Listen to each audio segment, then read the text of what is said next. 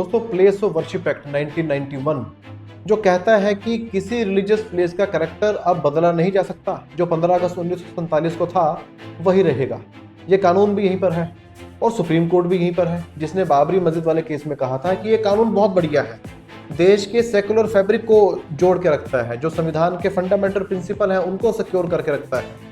अब ये कानून यहीं पर है, सुप्रीम कोर्ट यहीं पर है, फिर भी क्या कारण है कि लोअर कोर्ट्स में धड़ाधड़ केस फाइल हो रहे हैं कि जी जांच की जाए फलानी जगह मंदिर है या मस्जिद है, और कोर्ट केस को खारिज करने की बजाय तुरंत उस पर नोटिस इशू कर रही है और जांच करने के ऑर्डर दे रही है। सर्वे हो रहे हैं, इतनी तेजी से हो रहे हैं कि आज केस फाइल हुआ और शाम तक सर्वे भी हो गया। क्या सिविल कोर्ट्स को नहीं पता कि भाई अगर करेक्टर ही चेंज नहीं किया जा सकता, कानून की रोक है, तो जांच किस बात की जा रही है? मुझे लगता है ऐसा तो नहीं हो सकता कि कोर्ट्स को ना पता हो। उसके बावजूद भी एक जो केसेस हैं वो कोर्ट्स में कैसे जा रहे हैं और कैसे उन पर नोटिस हो रहे हैं, दोस्तों आज हम इसी बारे में बात करेंगे कि क्या टेक्निकलिटीज में इन्वॉल्व है। पहले तो जान लें कानून क्या है। 1991 का प्लेस ऑफ वर्शिप एक्ट छोटा सा कानून है, कुल मिलाकर इसमें 8 सेक्शंस हैं। जो आपके लिए जरूरी है जानने वो सिर्फ 2 हैं, सेक्शन 3 और सेक्शन 4।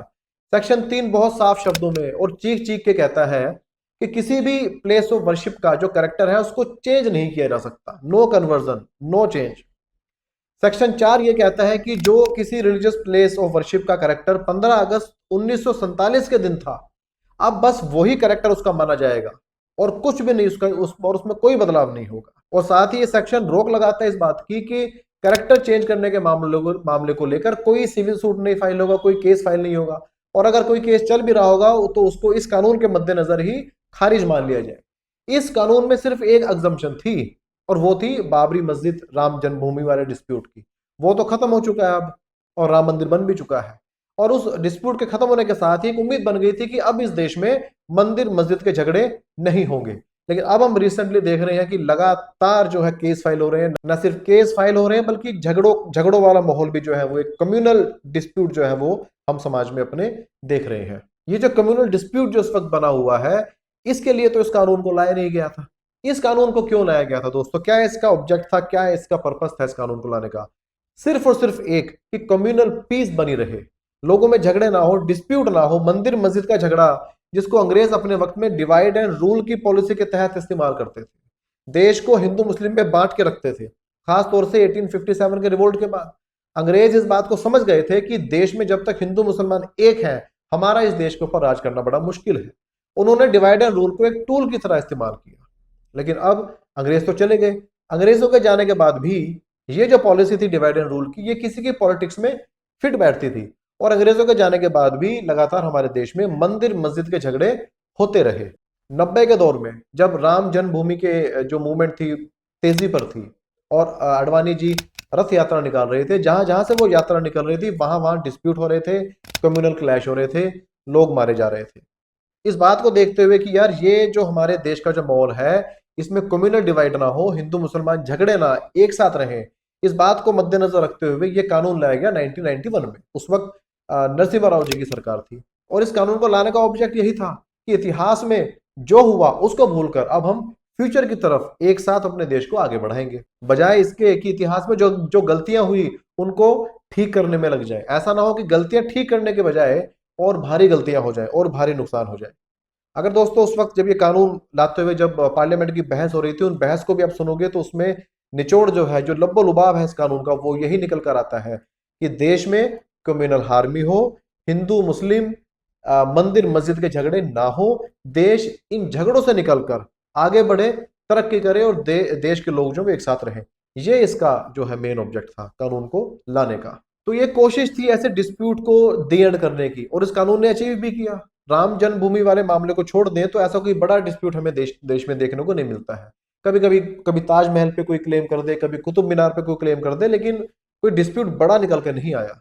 लेकिन अब ऐसा क्या हो गया है कि लगातार केस फाइल हो रहे हैं जो हम देख रहे हैं, पहले संभल फिर अजमेर शरीफ, और जब तक मैं ये वीडियो बना रहा हूं हो सकता है कि 1-2 केस और फाइल हो गए हो। अब ऐसा क्या हुआ दोस्तों? इसका जो जवाब है वो आपको इस कानून में मिल जाएगा और सुप्रीम कोर्ट की उस इंटरप्रिटेशन में मिलेगा जो ज्ञान वापी वाले मामले में की थी, जिस बेंच को हेड किया था हमारे ex CJI justice D Y. Chandrachud ji ने। उन पर ये कुछ वीडियोस मैं देख रहा था तो उन पर ये इल्जाम भी लग रहा है कि इन्होंने जैसे इसकी इंटरप्रिटेशन की, उन्होंने एक पेंडोरा बॉक्स खोल दिया है। और अब ये रुकने वाला नहीं है, लगातार इस पे केस फाइल होते रहेंगे और कम्युनल क्लैश जो है वो होते रहेंगे। तो क्या इंटरप्रिटेशन उन्होंने की थी? तो दोस्तों जो मामला ज्ञान माफी का जब सुप्रीम कोर्ट तक पहुंचा था तो उसमें मस्जिद की जो पार्टी थी उनकी तरफ से ये कहना था कि प्लेस ऑफ वर्शिप एक्ट के तहत ये केस जो है वो सुना ही नहीं जा सकता, केस आगे चल ही नहीं सकता, तो इस केस को तुरंत खारिज किया जाए। लेकिन सुप्रीम कोर्ट ने इस एक्ट की जो परिभाषा है, जो इसकी इंटरप्रिटेशन है, वो ऐसे की कि इस कानून में रिलीजियस प्लेस का कैरेक्टर बदलने की मनाही है, लेकिन इस बात की मनाही नहीं है कि इस बात की जांच की जाए कि इसका कैरेक्टर है क्या। इसका मतलब यह है कि जरूरी नहीं है कि अगर वहां पर पूजा अर्चना हो रही है तो वो मंदिर ही होगा, या वहां पर अगर नमाज पढ़ी जा रही है तो वो मस्जिद ही होगा। हो सकता है कि किसी दूसरे रिलीजियस प्लेस को तोड़कर वो जगह बनाई गई हो, और अगर किसी जगह को तोड़कर वो जगह बनाई गई है तो आज चाहे वहां पर कुछ भी हो रहा है उसका कैरेक्टर वही माना जाएगा जिसको तोड़कर वो बनाया गया था। अब इस मामले की क्रोनोलॉजी समझिए आप कि मान लीजिए किसी सर्वे के बाद सर्वे में ये निकल कर आ जाता है कि ये जो मस्जिद आज की डेट में खड़ी है, जिसमें सैकड़ों सालों से जो मुस्लिम भाईचारा है वो नमाज अदा कर रहा है, वहां पर कभी मंदिर था और उस मंदिर को आज 300-400 साल पहले किसी मुस्लिम रूलर ने तोड़ दिया था। तो बात ये निकल कर आएगी कि चाहे वहां पर नमाज अदा हो रही है, चाहे वो आज की डेट में मस्जिद है, लेकिन सर्वे में ये निकल कर आ जाएगा कि उसका रिलीजियस कैरेक्टर जो है वो हिंदू मंदिर है, हिंदू टेंपल है। तो क्या बात सिर्फ वहीं तक रुक जाएगी? बिल्कुल नहीं, फिर बात और आगे बढ़ जाएगी। फिर हिंदू पक्ष के लोग कहेंगे क्योंकि ये मंदिर है तो हमें वहां पे पूजा अर्चना करने की परमिशन दी जाए। मुस्लिम पक्ष के लोग कहेंगे हम तो सैकड़ों सालों से नमाज अदा करते आ रहे हैं, हम इस जगह को कैसे छोड़ दें। झगड़ा बढ़ेगा, डिस्प्यूट होंगे, क्लैश होंगे, दंगे होंगे, कुछ लोग मारे भी जा सकते हैं। संभल में मारे गए हैं 4-5 लोग करीब। और टेक्निकली कानूनी तौर पर यह कहा जाएगा कि हम इसका कैरेक्टर बदलने की बात नहीं कर रहे हैं, हम तो कह रहे हैं क्योंकि ये है ही मंदिर, इसका कैरेक्टर ही मंदिर का है, तो हमें पूजा अर्चना करने की परमिशन दी जाए। तो ये है इस पूरे झगड़े की जो फसाद है, जो इसका लब्बो लुबा पूरा ये है कि जो सुप्रीम कोर्ट ने जिस तरह से इसकी इंटरप्रिटेशन की, उसकी वजह से अब ना सिर्फ केस फाइल हो रहे हैं बल्कि सिविल कोर्ट्स केसेस में नोटिस भी कर रही है और सर्वे करने के ऑर्डर भी दे रही है। अब सवाल दोस्तों ये उठता है कि क्या ये इंटरप्रिटेशन सही है? आइए देखते हैं। जैसे कि शुरू में बात की कि इस एक्ट का ऑब्जेक्ट क्या था। एक्ट का ऑब्जेक्ट ये था कि देश में कम्युनल हार्मनी हो, हिंदू मुस्लिम झगड़े ना हो, मंदिर और मस्जिद को लेकर झगड़े ना हो। इसीलिए रोक लगाई गई थी इस कानून के तहत कि कोई केस फाइल नहीं होगा, कोई डिस्प्यूट अब नया खड़ा नहीं होगा। लेकिन क्या इस इंटरप्रिटेशन के बाद ऐसा हो रहा है? नहीं, बल्कि बिल्कुल इसके ऑब्जेक्ट के उल्ट हो रहा है, बिल्कुल उलट हो रहा है कि ना सिर्फ केस फाइल किए जा रहे हैं बल्कि दो कम्युनिटीज में आपस में डिसहार्मनी बढ़ रही है, क्लैश वाली संभावना बन रही है। क्लेम किए जा रहे हैं कि ये मस्जिद नहीं ये मंदिर है। एक नए झगड़ा जो है वो शुरू हो रहा है देश में। और जब ये कहा जा रहा है कि करीब 2000 ऐसी मस्जिदें हैं तो इसकी इंटेंसिटी क्या हो जाएगी अगर सब पर क्लेम किया जाएगा, इसका अंदाजा लगाना बड़ा मुश्किल है।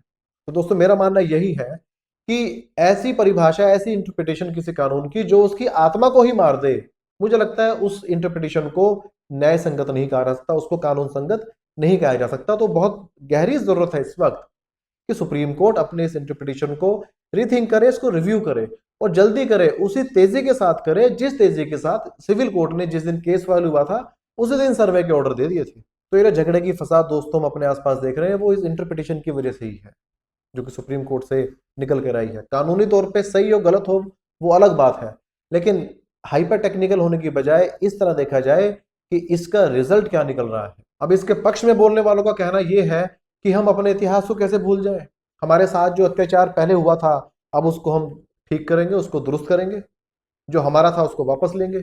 और इसके विपक्ष में बोलने वालों का कहना यह है कि इतिहास में कितना दूर जाओगे, अगर इतिहास को ठीक करने की कोशिश करोगे तो हो सकता है ना सिर्फ सैकड़ों बल्कि हजारों साल पीछे जाना पड़े।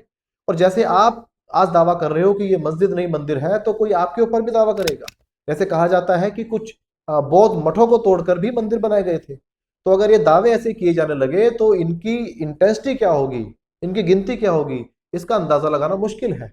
और अगर हमारा देश आज के वक्त में और हमारी कोर्ट्स जहां जहां पर करोड़ों जो केसेस हैं वो पेंडिंग पड़े हैं, अगर इसी उधेड़-बुन में लग गई, इसी में उलझ गई, तो मुझे लगता है बड़ा दुर्भाग्यपूर्ण होगा हम सबके लिए, हमारे देश के लिए। और इससे हासिल क्या होगा? करीब 6 लाख मंदिर अभी हमारे देश में है, 6 लाख से ऊपर, और 6 लाख के करीब आसपास ही मस्जिदें भी देश में है। तोड़कर गिराई जाएंगी, बनाई जाएंगी। अगर 10 लाख गिनती हो भी गई, 10 लाख भी हो जाए, 12 लाख भी हो जाए, तो इससे हासिल क्या होगा? जो हासिल हो रहा है वो हम देख रहे हैं, देश में तनाव, टेंशन, क्लैश की संभावनाएं और मौत, जैसे कि संभल वाले मामले में हुई। दोस्तों लोगों को समझना होगा कि इस मामले में आस्था कम और पॉलिटिक्स ज्यादा है। कहीं कोई आपकी धार्मिक भावनाओं का इस्तेमाल करते हुए उनको वोट्स में कन्वर्ट करने की कोशिश तो नहीं कर रहा है। इस बात को भी आपको सबको देखना होगा।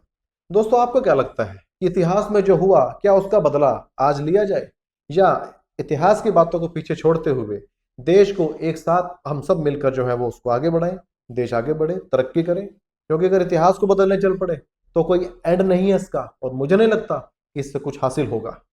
दोस्तों, अगर वीडियो अच्छे लगे तो शेयर कीजिए, लाइक कीजिए, और अगर चैनल को सब्सक्राइब नहीं किया है तो कर लीजिए। फिर मिलेंगे दोस्तों, आपका दोस्त एडवोकेट विपिन कुमार। नमस्कार।